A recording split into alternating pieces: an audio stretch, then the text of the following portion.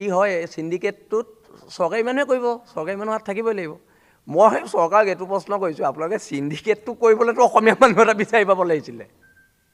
মই কথাটো এইটো কৈছোঁ, সিন্ডিকেটটো কৰিবলৈ আকৌ বি গণেশকে পালেগৈ নি চাউথ ইণ্ডিয়ানটোক? অসমীয়া মানুহ এটাক সিন্ডিকেটটো কৰিবলৈ আপোনালোকে বিচাৰি নাপালে। কথাটো তাতহে, প্ৰব্লেমটো তাতহে হৈছে। আমিতো কৈছোঁ তাত কয়লা ব্যৱসায় কৰিব, আমাৰ ল'ৰাই কৰিব, বহুত ল'ৰা, আমাৰ শিৱসাগৰ ল'ৰা চলি আছে, তিনিচুকীয়া ল'ৰা চলি আছে, মাৰ্ঘেৰিটা ল'ৰা চলি আছে, যোৰহাটৰ ল'ৰা চলি আছে, কিছুমানে ট্ৰেডিং কৰে, কিছুমানে মাইনিং কৰে, চলি আছে।